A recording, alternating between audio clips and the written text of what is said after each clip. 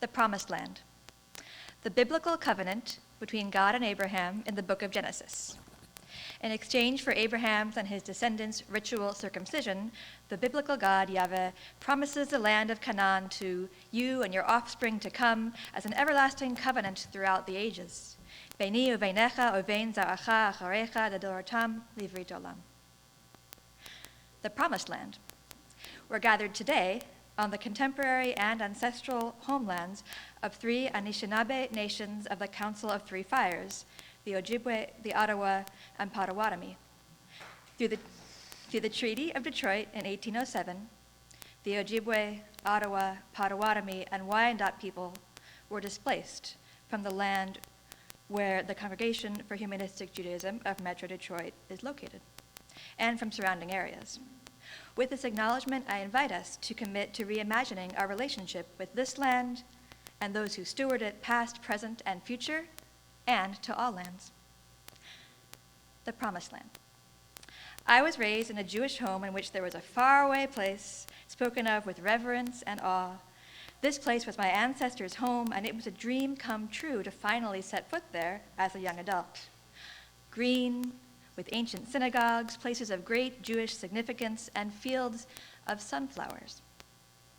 This place was in Poland, a mid-sized city called Rzeszów, the birthplace of my grandmother, where her mother, my namesake, Clara, left over a century ago for New York. Legend has it that when Jews first arrived in Poland over 1,000 years ago, they named it Polin, which sounds like the Hebrew for here you can stay. Maybe those were not the promised lands you were expecting me to talk about tonight.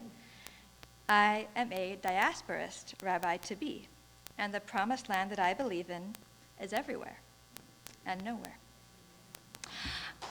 That's not the end. Aurora Levins Morales, a Puerto Rican Jewish writer and activist descended from at least one radical secular Jew, describes that promised land in her poem, Red Sea.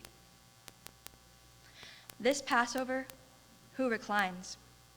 Only the dead, their cupped hands filling slowly with the red wine of war. We are not free. We would cross the water if we knew how. Everyone blames everyone else for barring the way.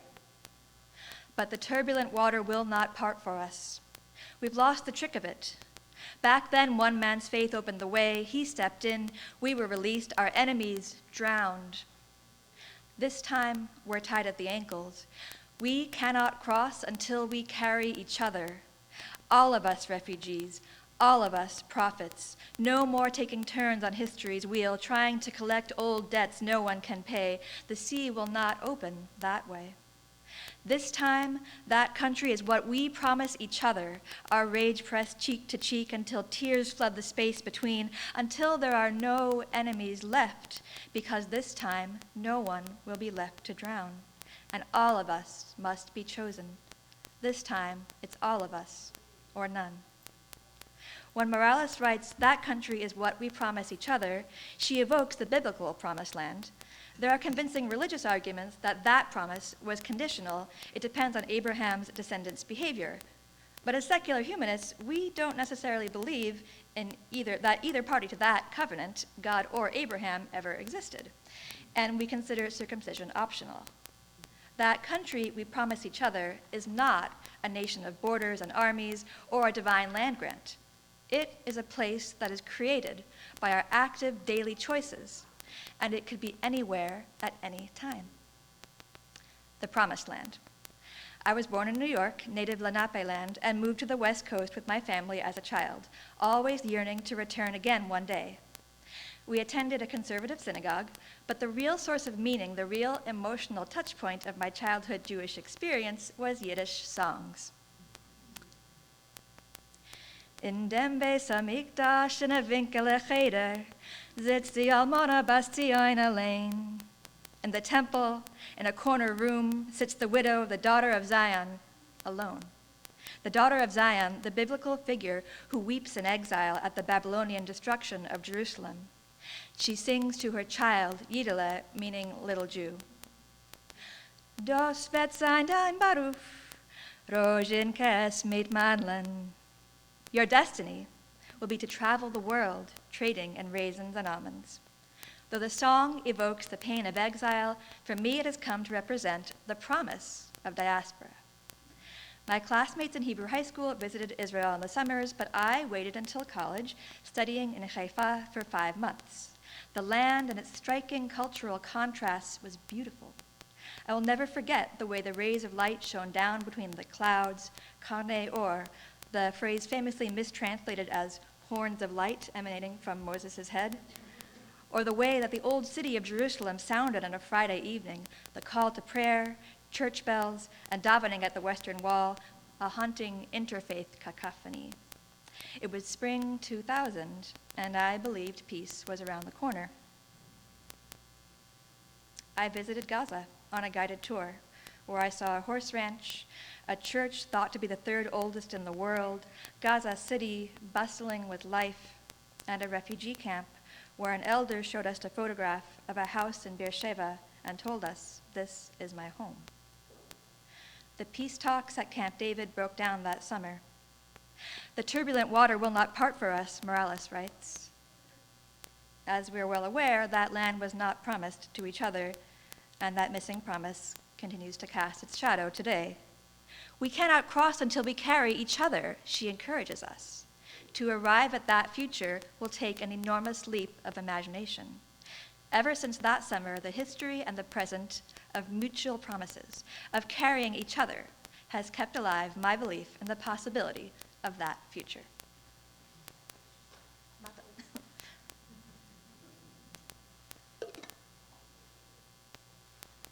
1 year later, in August 2001, I returned to New York. I was in the subway heading to Manhattan when the towers fell. I had nightmares about burning buildings for months. I decided that year that I wanted to spread the religion of Yiddish songs. I wanted other people to know that there was a Jewishness that wasn't about war, a Jewishness based in what has been called a language without an army. The Jewishness of Yiddele, traveling the world, trading in raisins and almonds. 2 years after that, I finally went to Poland. On a summer fellowship there, I learned that the shtetl was not an exclusively Jewish environment. It was a place of economic symbiosis between Jewish artisans and merchants and Catholic farmers, a stable and interdependent home for hundreds of years, imperfect, but long-lasting. That country, a country of interdependence, is what we promise each other. I learned about the Jewish Workers' Bund, its history reclaimed today by young Jews around the world who are trying to imagine that future, who believe in the concept of Doigkeit, here-ness, struggling alongside other marginalized groups for a future that uplifts us all. The historic Bund and leftist Yiddish culture in general was crushed by Stalin, Hitler, and American anti-communism, but its revival gives me a sliver of hope. That country, a country of here-ness, is what we promise each other. Back on the West Coast in Los Angeles, native Tongva land, I found the Sholem community, where I taught children for almost a decade. At Sholem, I studied with Herschel Hartman, a founding faculty member of the IISHJ, who passed away at 94 last November. From Herschel, I learned Yiddish language, history, culture, and most of all, the understanding that we work for a better world for everyone, not in order to see ourselves as good people, but because it is in our own best interests. At Passover, the community stands to sing Zog nit kein Mol, the anthem of the anti-Nazi partisan resistance, ending with the words, Mir seinen da, we are here. In early 2017, at the airport protests, following the ban on immigration from many Muslim countries, Herschel recited his translation of that song to a crowd of young activists at LAX. He later wrote, "Thousands of young voices took up the chant, we are here, we are here, we are here. I put down the bullhorn mic so I could wipe my tears," he recalled. I'd learned the lesson. We are part of the resistance, and our identity as progressive, perhaps socialist, representatives of the Jewish people, welcoming all Jewish Americans into our ranks and marching with those of every ethnicity, race, gender, even class, in defense of social, economic, and environmental justice in a truly democratic society. That country, a country of solidarity, is what we promise each other. I drove down the California coast around that time, looking at the rocks, the water, all public land, and thought, this land is my land. And then I stopped myself. This land is not my land, and for those of us gathered in this building today, it's probably not your land either. We are a diasporic people with roots from around the globe, and we are guests here. Most of us are settlers here on land stewarded by indigenous people of North America, Turtle Island, for millennia. I applied to rabbinic school to bring the wisdom of diaspora that I have inherited to the question of how to live as guests today, no matter where our roots are from or where our branches take us. In Los Angeles, I've lived in an intentional community for almost a decade. The building is owned collectively by its residents, and the land beneath it is held by a land trust, making it affordable housing in perpetuity. It is not utopia. We struggle to make fair decisions about who is allowed to live in the building and to live harmoniously with each other. We fail, and we try again. That country, a country of community, is what we promise each other. I spent last summer on a rabbinic human rights fellowship participating in the Los Angeles Tenants Union. Its members resist the substandard living conditions and displacement that result from the pressures of gentrification. Indigenous families from Guatemala and Oaxaca who have raised children and grandchildren in the same buildings for decades sometimes end up on the street. Struggling side by side to stay housed, tenants union members show up for each other in housing court. They call each other's landlords. They engage in rent strikes, just like Jewish immigrants in New York a century ago. They welcome each other into their homes with food, laughter, companionship. That country, a country of mutual struggle, is what we promise each other. The first time I ever visited the Detroit area was with an orchestra, performing at the Arab American National Museum in Dearborn. That orchestra, based in Los Angeles, includes Arab and Jewish musicians, and musicians of diverse cultural backgrounds from throughout LA. The conductor is Palestinian. We traveled together to Amman, Jordan, performing together in a Roman amphitheater and visiting Petra. That country, a country of harmony, is what we promise each other. In the stories I've shared with you just now, I've been lucky to catch glimpses of the promised land that I believe in. Thank you to everyone who has supported me, taught me, modeled coexistence for me, patiently listened to me, and guided me towards justice. Thank you to my family, immediate, extended, and chosen, for your support, both financial and emotional, and including my mom, who's here tonight.